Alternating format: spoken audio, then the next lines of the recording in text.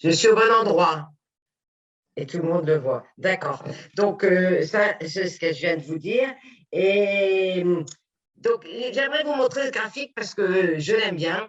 Ce qui montre, c'est qu'il y a quand même une accélération des efforts de décarbonisation, d'atteinte de la neutralité carbone. Ce sont les pays qui ont fait des annonces de neutralité carbone et avec l'Union européenne qui était parmi les premiers. Et on voit une certaine accélération récemment, et en particulier juste avant la COP26. Alors tout ça, c'est quand même une lueur d'espoir, hein, parce qu'on dit qu'on n'a aucune chance d'atteindre les objectifs de l'accord de Paris de limiter les réchauffements à 1,5 degré.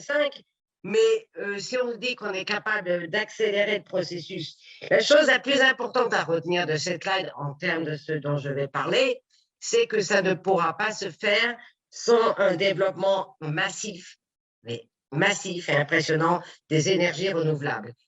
Ça passe par là, il faut utiliser des énergies décarbonées. Alors je sais que le nucléaire revient à la mode, mais je n'ai pas l'intention d'en parler aujourd'hui, et c'est l'autre énergie qui permet de décarboner. Le problème qu'il y a, c'est que les énergies renouvelables ont ce qu'on appelle l'intermittence. Et c'est un problème parce que ça fait qu'on n'a pas une adéquation entre l'offre et la demande à chaque instant. Et l'électricité ne se stocke pas. Le pétrole, c'est facile, on le met dans des tankers, dans des cuves, et puis c'est là. Donc, j'aime bien ce graphique qui est français d'ailleurs, qui montre pour l'éolien et le solaire, heure par heure de chaque mois, la demande et la disponibilité. Vous voyez qu'on n'a pas une adéquation. Et ça mène à ce qu'on appelle, c'est les Californiens qui ont commencé avec ça, qu'ils appellent the curve, la courbe de canard. Parce que c'est une courbe qui vous montre une pénétration accrue des renouvelables. Et en Californie, on passe d'une pointe au milieu de journée à un creux, là où il y a le moment le solaire. Et alors, ça fait qu'on baisse et qu'on remonte rapidement. Et les électriciens, ils n'aiment pas ça du tout. Ils n'aiment pas, ils aiment des courbes de charge plates, puisque ça ne stocke pas et que ça demande d'adapter le système électrique. Heureusement, on a des solutions. C'est ce qui s'appelle la flexibilité du système électrique. Historiquement, traditionnellement, on comble l'intermittence avec des centrales classiques qu'on peut démarrer, arrêter très rapidement. C'est souvent des centrales à gaz. Au-delà du cycle combiné, d'ailleurs, ce sont des turbines à gaz ou des moteurs à combustion. Ça, c'est le truc classique. C'est pour ça que dans le passé, on vous disait toujours, je me souviens, quand j'ai commencé à travailler sur l'éolien, 1 mégawatt d'éolien, il vous faut 1 mégawatt de turbine à gaz pour compenser l'intermittence. Heureusement, on devient de plus en plus intelligent et on s'est dit qu'il y avait déjà de manière de stocker. C'est celui du milieu, l'électricité. Alors là, c'est toutes les solutions de stockage, je vais en parler un peu plus tout à l'heure, qui vont de la batterie, l'hydraulique, c'est ce qu'il y a sur le dessin. Et maintenant, ce qu'on appelle Power to X, on va passer par l'hydrogène. L'hydrogène est en fait une manière de stocker de l'électricité quand on change de forme. Entre les deux que j'ai sauté, c'est ce qu'on appelle la réponse de la demande. C'est-à-dire qu'un consommateur, certains consommateurs, pas tous, mais surtout les gros industriels, peuvent moduler leur demande, par exemple en changeant leurs horaires de production ou changeant de technologie. Même le consommateur individuel, maintenant, c'est pour ça qu'on a des compteurs Linky. Donc, c'est très important de comprendre que le consommateur, il peut aussi participer à la flexibilité.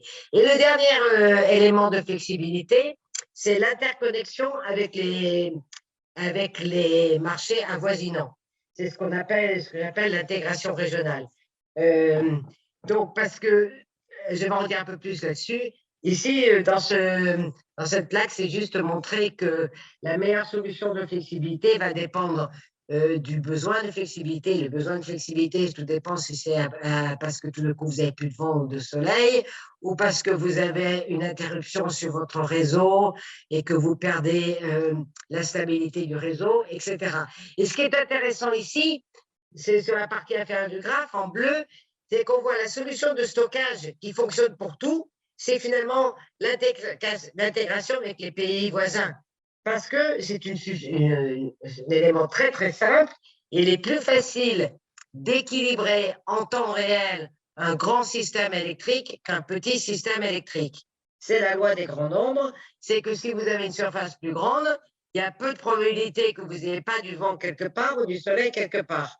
Donc, plus c'est grand, plus c'est facile. Et pour faire plus grand, il faut interconnecter des marchés avoisinants. Donc, ceci est particulièrement pertinent en Méditerranée. Pourquoi? Ça, c'est une carte qui montre les radiations solaires. On a une zone très riche en renouvelables au sud, qui peut desservir déjà une zone avide en énergie décarbonée au nord, qui est l'Europe, l'Union européenne étant la première partie du monde à avoir adopté la neutralité carbone. Et en intégrant ce marché méditerranéen tout autour, le pourture, on peut avoir du soleil pour différents fuseaux horaires, donc plus longtemps dans la journée. On aura une courbe de charge aplatie parce qu'on va agréger des charges de formes différentes. On va automatiquement diversifier le mix énergétique puisque chaque pays a une structure différente. Et surtout, comme je le disais auparavant, on peut partager les réserves si on a un système qui fait défaut quelque part. C'est juste un peu plus difficile sur les îles. Mais comme je vais le montrer tout à l'heure, les îles, même en Grèce, sont de plus en plus connectées au continent. Donc ça, c'est la beauté de l'intégration régionale en Méditerranée. Alors, une intégration, une utilisation accrue des énergies renouvelables passe automatiquement par une électrification de la demande d'énergie, parce que les renouvelables se consomment rarement à l'identique telle qu'elle, sauf peut-être dans l'eau chaude sanitaire. Donc, on produit l'électricité qu'on consomme. Et j'ai mis en annexe, je ne les montre pas là, quelques scénarios qui montrent le taux d'électrification dans le futur. En gros, historiquement, on est dans les 30% de la demande finale d'énergie et de l'électricité, et on passe à quelque chose sur les scénarios 60 à 80%. J'ai fait une présentation de l'ENSOI tout à l'heure où il parlait de 70%. Et ce qui est intéressant, on est en train d'électrifier des utilisations qui ne sont pas spécifiques à l'électricité. Dans le passé, on consommait l'électricité, moteur, des applications spécifiques. Parce que là, on crée des solutions électrifiées. Il y a toutefois des secteurs où l'électrification est difficile. C'est le cas dans les cimenteries, les aciéries et certaines parties de la chimie et les transports, surtout le transport tertiaire, enfin commercial et longue distance. Et donc, l'idée depuis maintenant quelques années, alors on dit que c'est une idée nouvelle, mais je suis désolée, Jules Verne a déjà eu l'idée de l'hydrogène, donc c'est pas si nouveau que ça, de transformer par électrolyse de l'eau l'hydrogène vert. On va créer de l'hydrogène et l'hydrogène peut être utilisé dans certaines applications où l'électricité est difficile à utiliser. Elle peut aussi se transformer en ammoniac, en carburant de synthèse. Elle peut aussi servir de stockage puisqu'on peut transformer l'hydrogène, transformer l'électricité en hydrogène, transporter l'hydrogène et la retransformer en électricité au point d'utilisation. J'ai donné plusieurs exemples en annexe. Et je vous rappelle à ce stade, et je l'ai montré aussi en annexe, que l'hydrogène n'est pas une forme d'énergie, c'est un vecteur, c'est une énergie intermédiaire. Et c'est comme l'électricité, c'est un vecteur intermédiaire. Là, c'est juste… Oui. Oui, quand vous dites qu'on peut stocker, c'est-à-dire qu'on peut produire de l'hydrogène à partir de renouvelables, mais à partir de l'eau ou d'électrolyse, comme vous le disiez, mais on ne peut pas transformer une énergie qui vient d'une autre source de source renouvelable de type éolien en hydrogène. Si? C'est-à-dire qu'avec l'éolien, vous produisez de l'électricité et ça produit de l'hydrogène vert parce que l'hydrogène vert, il est produit à partir d'électrolyse de l'eau. Donc, il vous faut de l'électricité pour le produire. Et donc, l'électricité, elle peut venir du vent, elle peut venir du solaire, elle peut venir du nucléaire. Et ça sera du vert. Le nucléaire est contesté actuellement. Si c'est du gaz avec carbon capture and storage, ça devient du bleu. Donc, c'est pour ça que l'hydrogène de nos jours, là, je ne m'étends pas là-dedans parce que c'est une longue histoire aussi, a plusieurs couleurs. Hein. Donc, si vous voulez décarboniser, vous partez de renouvelables, vous produisez dans l'électrolyse un produit d'hydrogène vert qui peut s'utiliser dans des secteurs où on ne peut pas utiliser l'électricité directement. Voilà. Alors, ah oui, ce que je disais, c'est que la Méditerranée est aussi très, très bien placée, c'est intéressant à voir, pour être un fournisseur d'hydrogène vert vers l'Europe. La graphe, là, montre que les plus rouges, c'est les coûts les plus bas. Et ça, c'est un graphe que j'ai pris à droite en bas d'une étude allemande. C'est pour ça que les noms sont en allemand. Je vous dirais juste de retenir que les pays qui ont le coût le plus bas en bas à droite et où c'est le plus possible de livrer l'Europe, c'est la Norvège et le Maroc. N'oublions quand même pas la Norvège et l'Islande, qui sont des forts fournisseurs d'électricité non carbonée. Hein. Donc, il y a quand même une concurrence entre le Nord et le Sud quand on veut fournir l'Europe. Alors, pour terminer, c'est une slide un peu complexe, une page, mais je pense qu'elle résume toute l'histoire de l'intégration du marché. C'est que, comme je l'ai expliqué, la création d'un marché méditerranéen de l'énergie permettra de créer de la flexibilité. Hein. Et donc, il faut des infrastructures pour ça. Alors, la première carte en haut, c'est les interconnexions électriques. Et ce qu'on voit là qui est très intéressant, c'est que les deux systèmes sont très bien interconnectés à droite et à gauche. Hein. Maroc avec l'Espagne, le détroit de Gibraltar, et la Turquie maintenant qui est aussi connectée, quand les choses vont bien avec les pays de l'Est de la Méditerranée, est synchronisée avec l'Europe.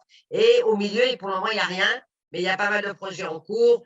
Ils sont ce qu'on appelle les projets d'intérêt commun de la Commission européenne, mais certains mettent des années à ne pas arriver, comme Tunisie, Italie, et il y en a d'autres.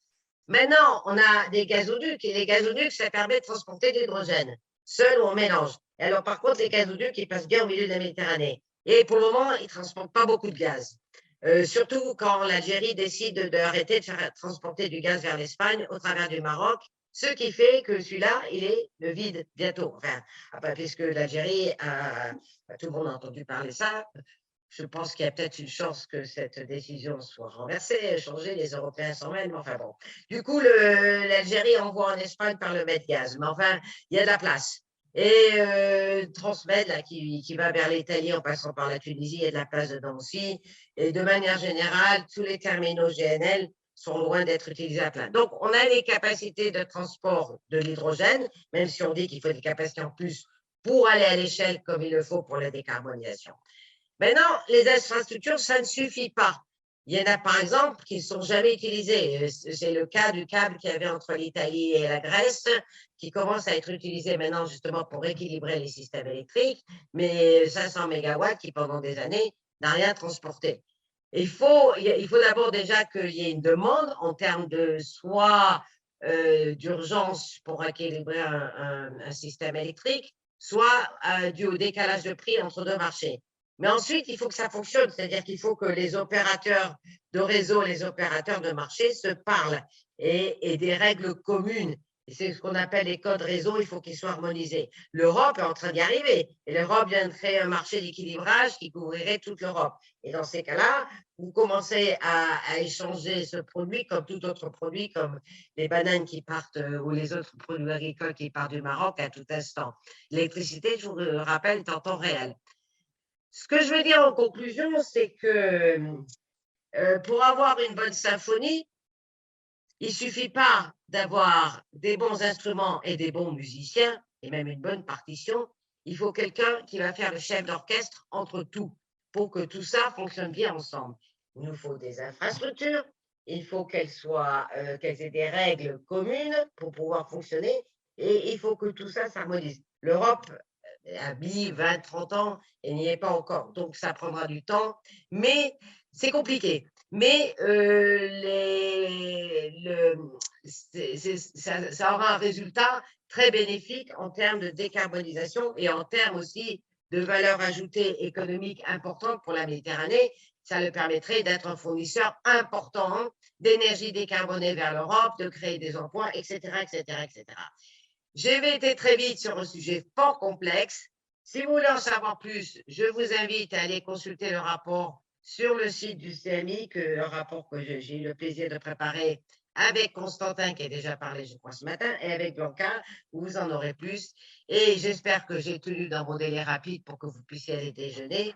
Mais je suis prête à prendre quelques questions. J'ai fini sur cette carte de la Méditerranée que je trouve très inspirante, juste au moment où on va arriver à Noël, et on voit que la lumière pourra peut-être traverser cette mer qui est à l'intérieur des continents. Je vous remercie pour votre attention et je suis disponible pour les questions. Merci beaucoup, Sylvia. Le rapport est mis en téléchargement dans le chat de la conférence. Vous pouvez y accéder directement. Merci, très intéressant, très éclairant. Question, est-ce que c'est une utopie ce que vous présentez ou est-ce que ça va se faire selon vous? Non, je veux dire techniquement, etc. Quand vous dites qu'il faut un chef d'orchestre, qu'est-ce que vous voyez comme chef d'orchestre possible, potentiel? Comment les volontés politiques peuvent s'aligner dans le contexte actuel, etc. Donc, comment vous voyez les scénarios que vous présentez? C'est une utopie dans le sens, ça a toujours été mon rêve. Moi, j'ai toujours été une adepte fervente de la Méditerranée. Et bon, récemment, j'ai écrit aussi un papier. Je dis, est-ce qu'on peut restaurer la grandeur de la Méditerranée? Elle a eu lieu quand même. Alors, si je pose ma question dans un autre sens, c'est qu'est-ce qu'on peut faire? Voilà, Comment alors j'y avancer arrive. cette question? Alors, on parle des infrastructures, de ceci, de cela, les obstacles. Je pense que le plus gros obstacle est les géopolitiques, hein, franchement. Et j'ai donné l'exemple de ce qui se vient de passer entre l'Algérie et le Maroc, qui n'est pas uniquement diplomatique de manière générale, puisque maintenant, c'est en train d'affecter l'approvisionnement du Maroc en gaz naturel, mais au-delà, hein, l'Espagne, etc. Donc, pour le moment, ils ont fait Loki, hein. Mais j'ai entendu dire que la BUI et la Commission européenne s'en mêlaient parce que ce gazoduc, il a quand même été financé, je pense, par la BUI. Il appartient, enfin, c'est partagé. Moi, je pense que, bon, les Algériens vont certainement bloquer, mais en termes d'infrastructures qui existent et qui a été financée, quelqu'un devrait pouvoir leur acheter pour transporter l'hydrogène. Enfin, c'est clair que tout le pourtour de la région, il y a des conflits, il y a l'armée même, et donc c'est difficile, mais ça se fait petit à petit. Et puis j'ai vu quand même de par le monde des poules électriques qui ont été créées en Afrique et ailleurs, même quand il y a des conflits, parce que j'ai l'espoir que quand il y a une bonne raison économique et qu'on voit l'Europe qui s'est créée après la guerre sur l'acier et le charbon, quand je vois, ce qu'il faudrait, c'est créer une espèce d'Airbus de la Méditerranée sur l'hydrogène, par exemple. Maintenant, vous me demandez comment le faire, je pense que vous pouvez peut-être instrumental. Et si vous avez la solution, nous, énergéticiens, on va dire qu'est-ce qu'il faut faire et comment le faire. Je ne sais pas si on va trouver des solutions géopolitiques, mais j'ai l'espoir que quand il y a un impératif économique et que ça a un sens et que c'est bon pour tout le monde, les bonnes intentions, les gens vont se mettre ensemble. Alors ensuite, il vous manque aussi les institutions, parce qu'on n'a pas l'équivalent d'une… c'était pas, à l'époque, c'était pas l'Union européenne, c'était La CK.